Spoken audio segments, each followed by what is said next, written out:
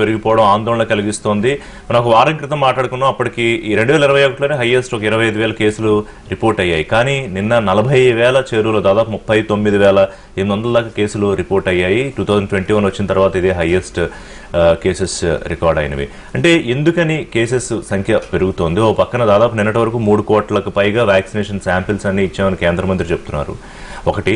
అలాగే 60 ఏళ్ళు దాటిన వాళ్ళు 45 ఏళ్ళు దాటిన వాళ్ళకి ఇప్పుడు ఎలిజిబుల్ వాళ్ళు వ్యాక్సిన్ తీసుకోవడానికి. కానీ ఎలిజిబుల్ అయినా కూడా వాళ్ళు వ్యాక్సిన్ తీసుకోవడానికి ఎందుకు రావట్లేదనే సందేహాలకు సంబంధించిన గుర్తి చేసుకుందాం. అలాగే ఏం చేయాల్సిన అవసరం కనిపిస్తోంది, వ్యాక్సిన్ మీద ఉన్న అపోహలు మనం అదే పెట్టాం.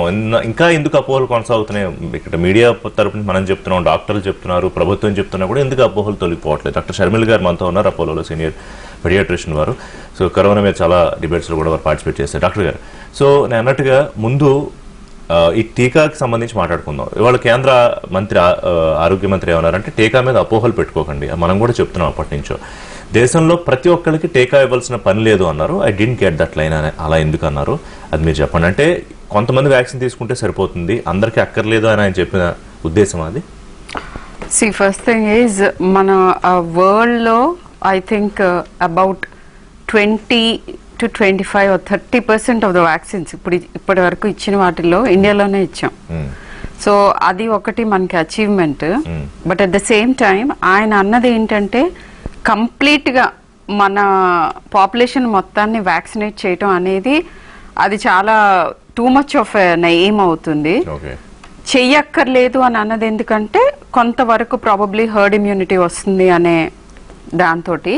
కానీ ఎంత పర్సంటేజ్ ఇమ్యూనైజ్ అయితే అది జరుగుతుంది అంటే చాలా very high percentage, almost 60, 70, 80%. Either infect అన్నా అవ్వాలి లేదా ఇదన్నా జరగాలి. సో అది ఇంకా చాలా దూరం ఉంది మనకి. బట్ అవన్నీ మనకి అనవసరమైన విషయాలు. నేను ఐ థింక్ పర్సనలీ ఎవరికైతే యాక్సెస్ ఉందో, అంటే ఇప్పుడు గవర్నమెంట్ ఇస్తోంది అబవ్ 60 years ఎవరైనా they can walk and take the vaccine. 45 years పైన ఉన్న వాళ్ళు who have comorbid conditions అంటే డయాబెటీస్, హైపర్ టెన్షన్ లిస్ట్ ఉంది. వాటిల్లో ఉన్నాళ్ళు ఫస్ట్ వాళ్ళు వెళ్ళి చేయించుకోండి. మేడం, అక్కడ ఇంకో సందేహం ఏంటంటే వాళ్ళ ఎప్పటి నుంచో ఈ బీపీ ఉన్నవాళ్ళు, షుగర్ ఉన్నవాళ్ళు, ఈ బీపీ ఉన్నవాళ్ళు ముఖ్యంగా బ్లడ్ క్లాట్ అవ్వకుండా టాబ్లెట్ వాడుతూ ఉంటారు. సో వాళ్ళు వ్యాక్సిన్ వేసుకోకూడదు అని కొంతమంది వాళ్ళకి చెప్పారని, లేదా వ్యాక్సిన్ వేసుకోవాలంటే ఆ టాబ్లెట్ ఒక వారం రోజులు 10 రోజులు ఆపేయాలని, ఇట్లాంటి సందేహాలతో ఈ అబౌవ్ 60 వాళ్ళు చాలా మంది ఆగిపోతున్నారు. సో దాని గురించి క్లారిటీ. గుడ్, మీరు అడిగారు చాలా రెలవెంట్ క్వశ్చన్. ఎందుకంటే వాళ్ళు నన్ను కూడా ఎవరు అడిగారు, పీడియాట్రిషియన్ అయినా కూడా వాళ్ళ ఆ బేబీ యొక్క గ్రాండ్ పేరెంట్స్ కోసం అడిగారు ఈ క్వశ్చన్. అండ్ దాని గురించి చెప్పాలంటే బ్లడ్ థిన్నర్స్ అంటారు కామన్ మ్యాన్ లాంగ్వేజ్ లో. దాంట్లో 2 కేటగిరీస్ ఉన్నాయి. యాంటీ ప్లేట్లెట్ ఏజెంట్స్ అంటే ఆస్పిరిన్ లాంటివి, and anti coagulants, warfarin and ఇలాంటివి, ఎసిట్రామ్ ఇలాంటి, ఇవి కామన్ నేమ్స్. అయితే యాంటీ ప్లేట్లెట్ ఏజెంట్స్ ఇవి తీసుకుంటున్న వాళ్ళు అసలు ఏ మాత్రం సందేహం లేకుండా మందులు ఆపకుండా, దిస్ ఈజ్ వెరీ ఇంపార్టెంట్, ఆపకుండానే వెళ్ళి తీసుకోవచ్చు. కానీ ఎవరన్నా వెళ్ళినప్పుడు డిక్లేర్ చేయండి, మాకు ఇది ఉంది అని అన్నప్పుడు ఒకసారి చెప్తే ఈ మందుల మీద ఉన్నాము.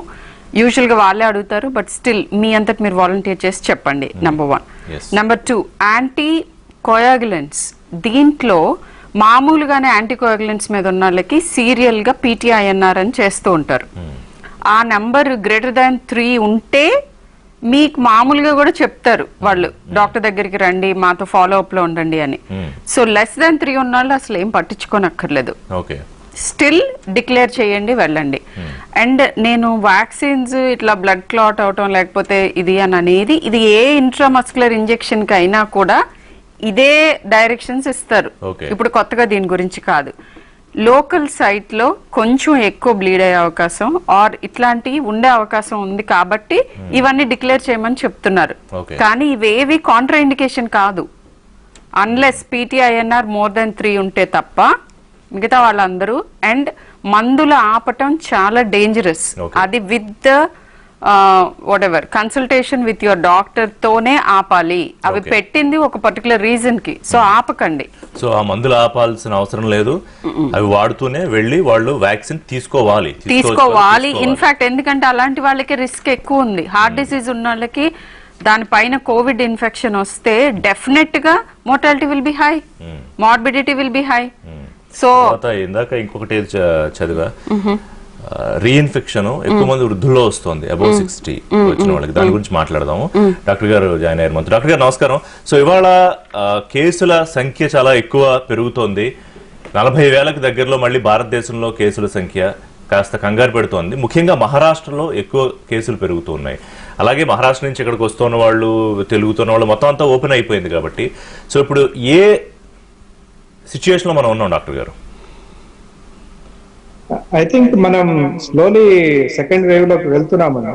ఏదైతే మనం ఇంతకాలం వద్దు వద్దు అనుకున్నామో, దేని గురించి అయితే మనం ఆ ప్రమాదపు అంచున పడకూడదు అని అనుకున్నామో, దానిలోకి వెళ్తున్నాం స్లోగా.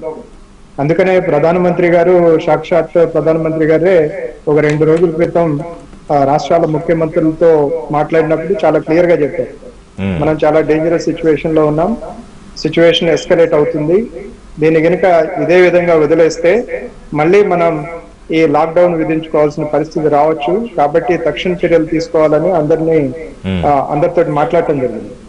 ఇప్పుడు మనం గ్రౌండ్ రియాలిటీ కనుక తీసుకునేటట్టయితే, ఆల్దో కొన్ని రాష్ట్రాల్లో మాత్రమే ఇప్పుడు ఆ స్పైక్ కనపడుతుంది, కానీ ఈ మిగతా రాష్ట్రాల్లో కూడా ఇలాంటి ఒరవడే మనం అతి త్వరలో చూడబోతున్నాము అనేది ఒక సంకేతాలు అయితే గ్రౌండ్ రియాలిటీ నుంచి వస్తుంది. అంటే మనకి ఎంత ప్రమాదం ఉంది? ఇప్పుడు తెలుగు రాష్ట్రాల్లో, తెలంగాణలో దాదాపు 300 పైగా కేసులు, ఆంధ్రప్రదేశ్ లో కూడా కేసులు పెరిగాయి కంపారిటివ్లీ.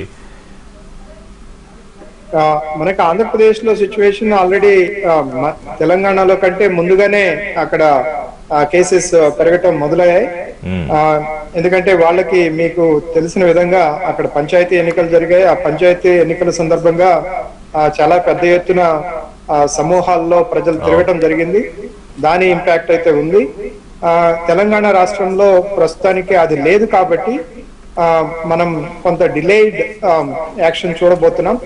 బట్ ఏదైతే ఇప్పుడు ఎమ్మెల్సీ ఎన్నికలు తర్వాత మిగతా ఇతరత్ర విషయాలు జరిగాయో, అలాగే ప్రజల్లో ఏదైతే కొంత నిర్లిప్తత వచ్చిందో, అలాగే ప్రభుత్వం నుంచి ఒక రకమైనటువంటి అనవసరమైన సంకేతాలు ప్రజల్లోకి ఏదైతే వెళ్తున్నాయో, అది కూడా మనకి ఒక రకమైనటువంటి ముప్పును క్రియేట్ చేసే పరిస్థితి దాపురించింది. అంటే ఎలాంటి సంకేతాలు అంటారు డాక్టర్ రంగారెడ్డి గారు? అంటే ఇప్పుడు ప్రభుత్వం ఆల్మోస్ట్ మనం గత 2 నెలలుగా కనుక చూసుకునేటట్టయితే, ప్రభుత్వం ఇన్ టర్మ్స్ ఆఫ్ టెస్టింగ్ కానీ, ట్రేసింగ్ కానీ, అలాగే కమ్యూనికేషన్ కానీ అంతా ఎలా ఇవ్వటం జరుగుతుందంటే, మనకి ఆల్మోస్ట్ మనం ముప్పు నుంచి బయటపడ్డాం, ఇంకా పరిస్థితి మెరుగవుతుంది కాబట్టి మనం స్కూల్స్ తెరుచుకోవచ్చు, మాల్స్ తెరుచుకోవచ్చు, అలాగే సినిమా హాల్స్ ని 100% కెపాసిటీతో తెరుచుకోవచ్చు. ఇలాంటివి ఐ థింక్ అనవసరమైనటువంటి సంకేతాలు ప్రజల్లోకి వెళ్ళాయి. మరి ముఖ్యంగా ఇప్పుడు కనుక చూసుకునేటట్టయితే, స్కూళ్ళు తర్వాత వ్యాపార సంస్థలు ఓపెన్ చేయటం అది ఒక ఎత్తు అయితే, అనవసరమైనటువంటి విషయాలు అంటే సినిమా హాళ్లు 100% ఆక్యుపెన్సీ తోటి ఓపెన్ చేయటం ఏదైతే ఉందో, అది మనకి ప్రజల్లో ఒక రాంగ్ సంకేతం వెళ్ళింది అనేది నా అభిప్రాయం. అవును, దట్ ఈస్ వెరీ అన్నెసరీ. అంటే వాళ్ళ నుంచి రిక్వెస్ట్లు ఉండొచ్చు బిజినెస్ యాంగిల్లో, బట్ ప్రభుత్వాలు మీరు అన్నట్టు బహుశా ఆలోచించాల్సింది. దాని గురించి మాట్లాడదాం. షర్మిల గారు, ఇప్పుడు నగరంలో గత 4-5 రోజులుగా చూసుకుంటే కనుక పిల్లలకి కేసు చాలా ఎక్కువ పెరుగుతున్నాయి. గురువారం ఒక రోజే 28 మందికి వచ్చింది.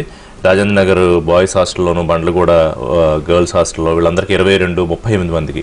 అంటే ఇక్కడ కొంతమంది ఏంటంటే నన్ను అడిగింది చాలా మంది, వాళ్ళు ఫోన్లు చేసి అదేంటండి పిల్లలకి రాదన్నారు, వాళ్ళ పేరెంట్స్ పిల్లలకి రాదన్నారు, మేము ధైర్యంగా వాళ్ళు పంపిస్తున్నాము, మరి పిల్లలకి వస్తుంది, హాస్టల్ కూడా పంపించాము, మరి ఇప్పుడు వాళ్ళని ఇంటికి తెచ్చుకోవడానికి ప్రాబ్లం, అక్కడ వదిలేలేరు. సో ఏంటి, దీన్ని ఎట్లా అనలైజ్ చేస్తారు? ఫస్ట్ క్వశ్చన్ మీరు అడిగారు, వాళ్ళకి ఉన్న ఐ థింక్ అదొక అపోహ దట్ పిల్లలకి రాదు అనేది. నేనే పర్సనల్ గా 200 కేసెస్ ప్లస్ ట్రీట్ చేశాను. సో పిల్లలకి రాకపోవటం కాదు, పిల్లల్లో సివియరిటీ తక్కువగా ఉంది. బట్ హ్యావింగ్ సెడ్ దాట్, మళ్ళీ పిల్లల్లో ఏ కేటగిరీలో ఎక్కువగా ఉన్నాయి సిమ్టమ్స్ ఆర్ స్లైట్ గా మోర్ సివియర్ గా వచ్చేది ఏంటి అంటే అడolescents లో. నేను చూసిన ఆ మోతాదులో ఆ 200 కేసెస్ లో కూడా కొద్దో గొప్ప సిమ్టమ్స్ ఎక్కువ ఉండి 1-2 అడ్మిషన్స్ అవసరమైన వాళ్ళందరూ 15 year ప్లస్.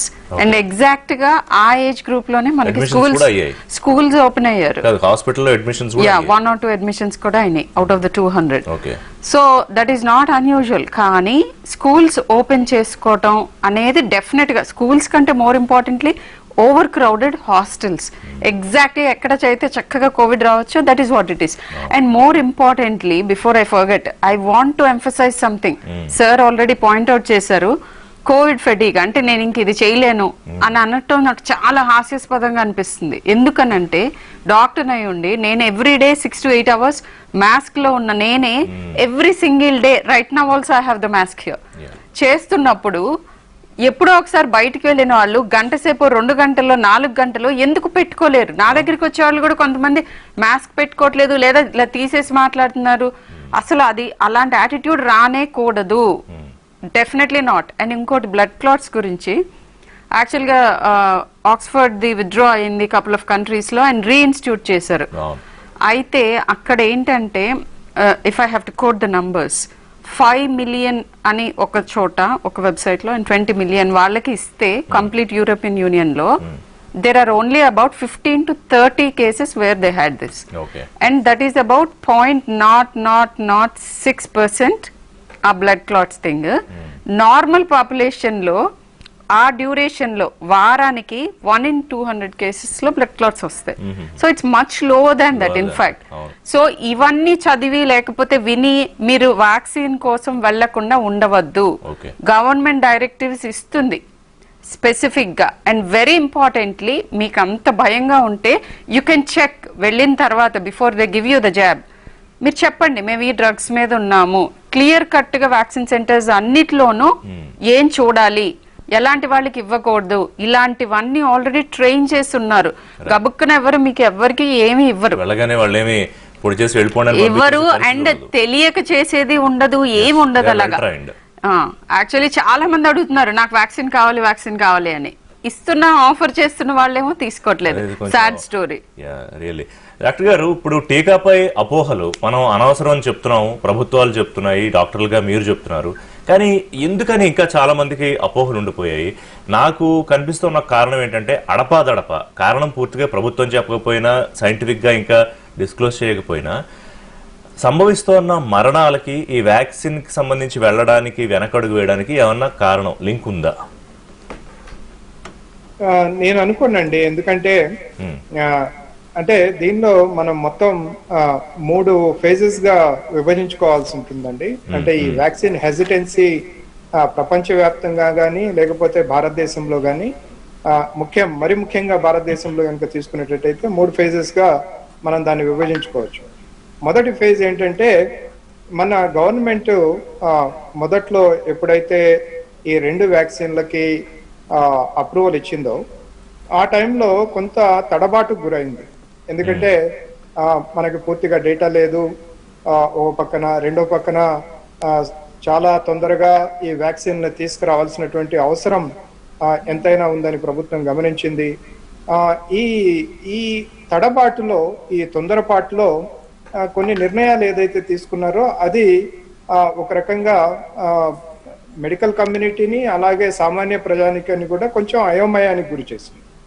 అది ఏంటంటే, మన కోవాక్సిన్ ఏదైతే అప్రూవల్ ఇచ్చారో దానిలో ఎమర్జెన్సీ అప్రూవల్ యూసేజ్ అని రాయటమే కాకుండా దాని అడిషనల్ గా ఇంకొక చిన్న ట్యాగ్ పెట్టారు, emergency usage approval under clinical trial mode అని.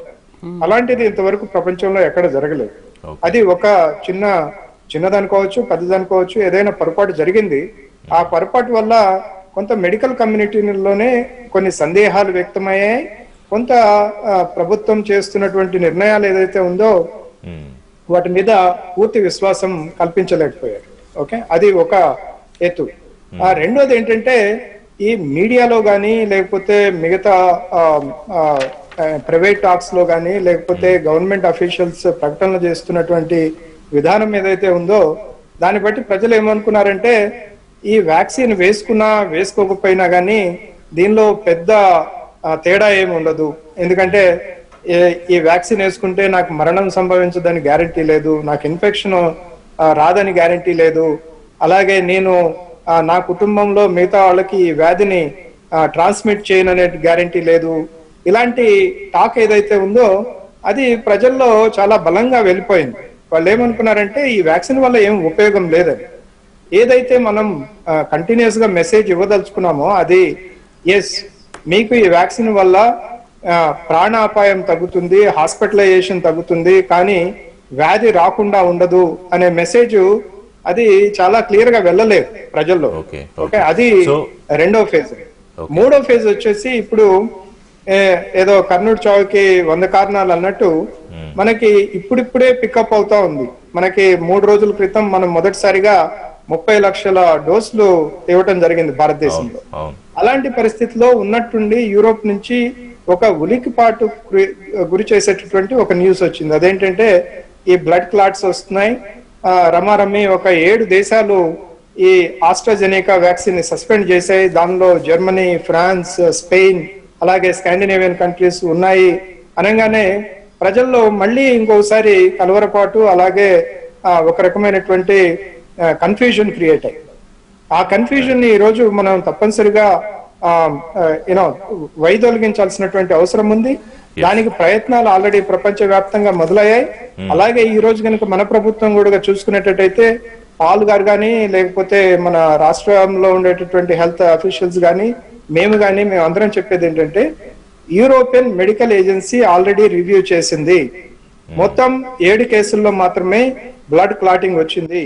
అలాగే మనకి 18 కేసుల్లో మాత్రమే సివిఎస్టి వచ్చింది. కానీ ఈ కేసులు ఏదైతే ఉన్నాయో వాటిని ఈ రోజు ఇతిమిద్దంగా ఈ వ్యాక్సిన్ కి ముడిపెట్టడానికి అవకాశం లేదు.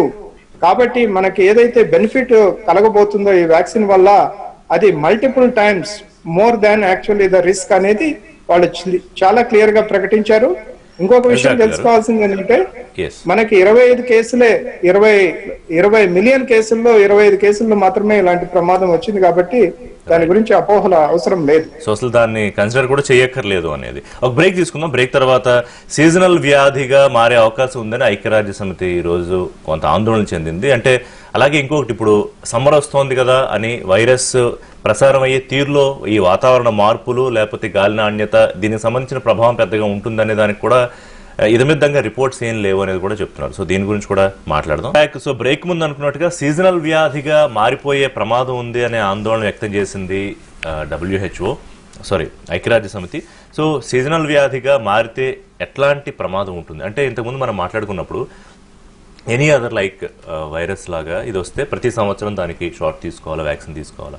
అలాంటి పరిస్థితుల్లోకి కోవిడ్ ఆల్రెడీ రీచ్ అవుతోందా లేకపోతే అవుతుందా? This is a tough question to answer. అయితే సీజనల్ వేరియేషన్ గురించి ఒకటి అడిగారు మీరు, ఎండమిక్ అవుతుందా అని అడుగుతున్నారు. మోస్ట్ లైక్లీ లో లెవెల్ ఆఫ్ ఎండమిసిటీ వస్తుంది. ఎందుకంటే దీనికి ఫ్లూతో చాలా కామనాలిటీ ఉంది. మామూలు సీజనల్ ఫ్లూ వచ్చిన కొత్తల్లో ఒక పర్టికులర్ సీజన్ ఉండేది, కానీ ఇప్పుడు అట్లా లేదు. ఇన్ఫాక్ట్ వెరీ రీసెంట్లీ కూడా నేను ఒక ఫ్లూ కేసుని ట్రీట్ చేశాను, స్వైన్ ఫ్లూని. సో ఇప్పుడు right now there is no season for flu and yearly vaccine తీసుకోవాలి. Again coming back to the relevant point ఏంటంటే, వ్యాక్సిన్ తీసుకుంటున్న వాళ్ళల్లో నేను ఇప్పటి వరకు ఫ్లూ కేసెస్ నేను చూసిన అన్ని కేసెస్ వ్యాక్సిన్ తీసుకొని వాళ్ళల్లోనే చూసాను. That is with 70% efficacy. 70% declare చేశారు. అది నెంబర్ 1. అండ్ అబౌట్ వ్యాక్సిన్స్ ఇంకొకటి I wanted to add one more point. So చాలా మంది ప్రెగ్నెంట్ విమెన్, లాక్టేటింగ్ విమెన్ వీళ్ళు తీసుకోవచ్చు. ఇవాళ నా ఓన్ పేషెంట్ అడిగారు లాక్టేటింగ్ విమెన్. చాలా మంది లైక్ ఇప్పటి వరకు మనకి ఇండియాలో ఇంకా అప్రూవల్ లేదు. అయితే వెరీ ఇంట్రెస్టింగ్ న్యూస్ ఒకటి చెప్తాను. ఏంటంటే ఫ్లోరిడాలో ఒక లేడీ డెలివర్ అయింది. 36 వీక్స్ అప్పుడు లైక్ రీసెంట్గా డెలివరీ అయిన ఆమె just 3 weeks prior to delivery she took the vaccine. And extremely interestingly newborn బేబీలో యాంటీబాడీస్ డిటెక్ట్ చేశారు. So this only shows that it's not harmful. అయితే ప్రాపర్గా స్టడీస్ జరుగుతున్నాయి ఎవరెవరి మీద అంటే లెస్ దాన్ 18 years అండ్ ఈ హై రిస్క్ గ్రూప్స్. అయితే if there are special situations ఎలాంటివంటే, ఇప్పుడు ఎవరికైతే వ్యాక్సిన్స్ అందుబాటులో ఉన్నాయో ఆ ఏజ్ గ్రూప్ లో ఎవరైనా ప్రెగ్నెన్సీ ఉంటే రేర్ కేస్ విత్ కోమార్బిడిటీస్ అంటే ఆల్రెడీ ఇంకా వేరే కూడా ఉంటే అప్పుడు case to case basis discuss చేయొచ్చు. This is the recommendation by WHO. సో ఇప్పుడు డాక్టర్ గారు రంగారెడ్డి గారు, యాంటీబాడీకి సంబంధించి ఎంతకాలం ఉంటాయి అనే ప్రశ్న కూడా చాలా మందికి. దీని మీద ఇప్పటివరకు ఒక స్టడీ పూర్తి స్థాయిలో జరగలేదా? దానికి సంబంధించి మన దగ్గర పూర్తిగా ఇన్ఫర్మేషన్ లేకపోవడానికి కారణం ఏమిటి? అంటే అలాంటి ఇన్ఫర్మేషన్ లేదని అనుకోవటానికి లేదండి. కాకపోతే మనం దాని గురించి ప్రత్యేకమైనటువంటి శ్రద్ధ పెట్టి ఒక ట్రయల్ బేసిస్ లో అలాంటివి జరగట్లేదు. కానీ బట్ క్లినికల్ ప్రాక్టీస్ లో మనం అబ్జర్వ్ చేసేది ఏంటంటే రమారమి 4 నెలల నుంచి 6 నెలల వరకు ఈ యాంటీబాడీస్ ఉండేదానికి అవకాశం ఉంది వ్యాధి వచ్చిపోయిన తర్వాత. కాకపోతే ఇది ఒక్కొక్కళ్ళు ఒక్కొక్క రకంగా ఈ యాంటీబాడీస్ ఉంటున్నాయి. కొంతమందిలో చాలా తొందరగా అవి శరీరంలోంచి వెళ్ళిపోతున్నాయి, అంటే డిటెక్ట్ కావట్లేదు. కొంతమందిలో 6 నెలల వరకు కూడా డిటెక్ట్ అవుతున్నాయి. దీని గురించి నాకు తెలిసి అయితే ICMR ఒక నేషన్ వైడ్ స్టడీ ఒకటి చేపట్టబోతాం. దానిలో మనకి ఇంకా క్లారిటీ వస్తుంది, ఇది ఒక వ్యాధి వచ్చిపోయిన తర్వాత ఎంతకాలం ఈ యాంటీబాడీస్ ఉంటున్నాయి. రైట్. సో ఇప్పుడు వ్యాక్సిన్ మీద ఉన్న సందేహాలకు సంబంధించి ఐ థింక్ ఇక్కడ ఉన్న నాతో 2 డాక్టర్లు కూడా వ్యాక్సిన్ తీసుకున్నారు. తీసుకున్నాం 2 doses. అండ్ నేను can I add one more thing, చాలా మంది సైడ్ ఎఫెక్ట్స్ ఏంటి అని అడుగుతున్నారు. ఐ హ్యాడ్ సైడ్ ఎఫెక్ట్స్ ఏంటి అని అంటే లోకల్ సైట్ కొంచెం నొప్పి కొంతమందికి, అండ్ కొంతమందికి ర్యాష్ వస్తుంది, కొంతమందికి ఫీవర్, కొద్దిగా చలి, కొంచెం మజిల్ పెయిన్స్ అండ్ తలకాయ నొప్పి కొద్దిగా. ఇవి చాలా కామన్. అన్కామన్ గా కొంతమందికి ఆ చేతికి సంబంధించిన లింఫ్ నోడ్స్ వాడటం ఇది ఒకటి, అండ్ కొంచెం కళ్ళు తిరిగినట్టు అనిపించటం, ఇట్లాంటి చాలా చిన్నవి. And most of the times ఇది అడిగారు చాలా మంది, బ్లడ్ ప్రెషర్ వేరియేషన్స్ వస్తాయా, చెమటలు పోస్తున్నాయి, అదేమన్నా భయపడాల్సిందా అని. ఇవేవి భయపడాల్సిన అవసరం లేదు. అండ్ బ్లడ్ ప్రెషర్ వేరియేషన్స్ చాలా వరకు వాళ్ళకున్న భయంతో ఆందోళనతో వస్తున్నాయి. సో మీరు ఎటువంటి సందేహం లేకుండా నాకు I had fever but it's fine. In fact fever అంటే ఫీవర్ రాని వాళ్ళకి వ్యాక్సిన్ పని చేయదని కాదు, బట్ ఫీవర్ వచ్చిందంటే డెఫినెట్ గా you're reacting to the vaccine. ఏదో ఒక సైడ్ ఎఫెక్ట్ ఉండాలి అని కూడా ఏం లేదు, అస్సలు లేదు. ప్రాబబ్లీ చాలా తక్కువ మందిలో వస్తుంది. కొంతమంది ఏమన్నారంటే అంటే ఇందులో ఎన్ని సందేహాలు వస్తున్నాయంటే సైడ్ ఎఫెక్ట్ లేకపోతే అది పని చేయట్లేదు. ఎగ్జాక్ట్లీ నేను అందుకే అన్నాను. లేదు యాక్చువల్ గా మేబీ ఒక 20-25 పీపుల్ మేము అందరం ఒకేసారి తీసుకున్నప్పుడు ప్రాబబ్లీ నాకు ఒక్కదానికే వచ్చింది ఫీవర్. అండ్ అది కూడా చాలా I was working both the days, immediately same day I was working, next day also. So అసలు ఎటువంటి ఇబ్బందికరమైన సైడ్ ఎఫెక్ట్స్ లేవు. మీకు అవకాశం ఉంటే వ్యాక్సిన్ తీసుకోమనే చెప్తున్నాను. I reiterate that. And most importantly నేను ఎక్కడికి వెళ్ళినా చెప్పేది, మాస్కింగ్ ఈజ్ కంపల్సరీ. వ్యాక్సిన్ తీసుకున్నా కూడా మీకు ఇన్ఫెక్షన్ వచ్చే అవకాశం ఉంది. అండ్ ఇదే కాకుండా మీకు ఇన్ఫెక్షన్ వస్తే మీకు severe form of the disease రాదు, అందుకే వ్యాక్సిన్ ఉపయోగపడేది. కానీ మీరు ట్రాన్స్మిట్ చేస్తారు, వేరే వాళ్ళకి అపాయం ఇది. సో డెఫినెట్ గా వ్యాక్సిన్ తీసుకున్న వాళ్ళు కూడా మాస్క్ వేసుకోవాలి. అండ్ మోస్ట్ ఇంపార్టెంట్లీ నేనే చూసాను, నాకు ఒకసారి కోవిడ్ వచ్చింది, ఇంకా నాకు ఇప్పుడు ఇమ్యూనిటీ ఉంది, సో నేను మాస్క్ వేసుకోను అంటున్నారు. కోవిడ్ అసలు వచ్చి ప్రపంచానికి టీచ్ చేసిన మోస్ట్ ఇంపార్టెంట్ మోరల్ ఏంటంటే పక్కవాడు బాగుంటేనే నువ్వు బాగుంటావు అనేది. సింప్లీ పుట్, ఇది ఇప్పటికి కూడా ఎవరు రికగ్నైజ్ చేయకపోతే then you have not learned anything. మన మంచి ఎప్పుడు పక్కవాడి మీద డిపెండ్ అయి ఉంటుంది. మనం సొసైటీలో ఉంటున్నాము and we're all social animals. So బాగా చెప్పారు డాక్టర్ గారు. ఎందుకంటే observe in many places, work places, బయట ఎక్కడికైనా వెళ్ళినప్పుడు చాలా తక్కువ మందే మాస్క్స్ తో కనిపిస్తున్నారు. దానికి ఏమిటంటే ఒకటి మనకు కేసులు పెరుగుతూ ఉన్నాయి, ఇంకా కరోనా నుంచి మనం ఏం దూరం అయిపోలేదు. కానీ ఆ నిర్లిప్తత లేకపోతే ఆ నిర్లక్ష్యం ఎందుకో నాకు అర్థం కావట్లేదు. అందులో కొంతమందికి బహుశా వైరస్ వచ్చి వెళ్ళిపోయి ఉండొచ్చు, లేదా కొంతమంది అసలు మేము దేనికైనా అతిథులు అని భావిస్తూ ఉండొచ్చు. కానీ అదంతా చివరికి ప్రమేయం తేలింది చాలా మంది విషయం. So actually second round of Covid infections నా ఓన్ పేషెంట్స్ లో నేను చూసాను. ఓకే. సో ఒకసారి రీఇన్ఫెక్షన్ మళ్ళీ ఒక 2-3 months తర్వాత they again tested positive and little symptoms ఉన్నాయి. సో రెండోసారి రాకూడదని లేదు. మీ గురించి మీరు కేర్ చేసినా కూడా మాస్క్ వేసుకోవాలి. అండ్ మీకు వ్యాక్సిన్ తీసుకున్నా కూడా మాస్క్ వేసుకోవాలి. ఇన్ఫెక్షన్ రాకుండా ఉండదు. మనమేమి నేజల్ వ్యాక్సిన్స్ కాదు తీసుకునేది. సో డాక్టర్ రంగారెడ్డి గారు, లాన్సెట్ రిపోర్ట్ ఏం చెప్తోందంటే వృద్ధులు ఎక్కువ మంది అంటే అబౌవ్ 60-65 వాళ్ళకి రీఇన్ఫెక్షన్ ఎక్కువగా వచ్చే ఛాన్సెస్ ఉన్నాయి. దట్ ఈస్ మోర్ దాన్ 65% అనేది ఒకటి డిటెక్ట్ అయింది అని. సో ఇప్పుడు వీళ్ళు మాస్క్ వేసుకోకుండా బయట తిరిగి వీళ్ళు ఇన్ఫెక్షన్ తెచ్చుకుంటే వీళ్ళకి ఏం కాకపోవచ్చు, ఇంట్లో ఆ పెద్దవాళ్ళు ఎవరన్నా ఉంటే వాళ్ళకి చాలా ప్రమాదం. గతంలోనే చెప్పు మళ్ళీ రీఇన్ఫెక్షన్స్ కూడా వచ్చే అవకాశం ఉంది కదా రంగారెడ్డి గారు. తప్పనిసరిగా అండి. I think the people had to be really be very careful అండి. అంటే ఇప్పుడు వ్యాక్సిన్ వేసుకున్న వాళ్ళకి ఒక రకమైనటువంటి దురభిప్రాయం వచ్చింది ఏంటంటే, నేను వ్యాక్సిన్ వేసుకున్నాను, నేను సూపర్ మ్యాన్ సూపర్ ఉమెన్ అయిపోయానని. అది చాలా పెద్ద అపోహ. అది మీరు వ్యాక్సిన్ వేసుకుంటే మీరు మీ ప్రాణాపాయం కలగకుండా హాస్పిటలైజ్ అవ్వకుండా మాత్రమే తప్పించుకోగలరు. రీఇన్ఫెక్షన్ అవ్వకుండా తప్పించుకోలేరు ఒక్కొక్కసారి. కాబట్టి మీరు తప్పనిసరిగా ఏదైతే కోవిడ్ అప్రాప్రియేట్ బిహేవియర్ ఉందో దాన్ని కంటిన్యూ చేయాల్సినటువంటి ఆవశ్యకత ఎంతైనా ఉంది. ఇంతకు ముందే మా కలీగ్ డాక్టర్ గారు చెప్పినట్టు, అలాగే చాలా మంది చెప్తున్నట్టు, మీరు ఆ కోవిడ్ అప్రాప్రియేట్ బిహేవియర్ దగ్గర నుంచి దూరం పోకూడదు. తప్పనిసరిగా మీరు మాస్క్ ధరించాలి, మీ చేతులు శుభ్రపరచుకోవాలి, సోషల్ డిస్టెన్స్ మెయింటైన్ చేయాలి. ఇంకొక విషయం అండి, just before we close the topic, చాలా మంది అడుగుతున్నారు ఈ కోవిడ్ వ్యాక్సిన్ వేసుకున్న తర్వాత ఎలాంటి దుష్ప్రభావాలు వస్తాయి, వేటి గురించి మేము కేర్ తీసుకోవాలని. కొన్ని విషయాలు ఆల్రెడీ డాక్టర్ గారు చెప్పారు. దానికి ఈ రోజు ఈఎంఐ ఇంకా ఈఎంఏ అంటే యూరోపియన్ మెడికల్ ఏజెన్సీ కొన్ని అడిషనల్ సూచనలు ఇచ్చింది.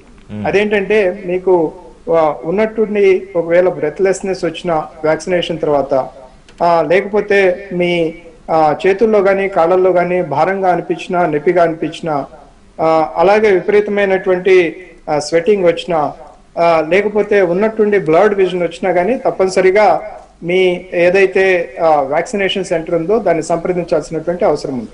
కానీ చాలా బ్రేక్ తీసుకుందాం, బ్రేక్ తర్వాత కంటిన్యూ చేద్దాం అండి. Short break.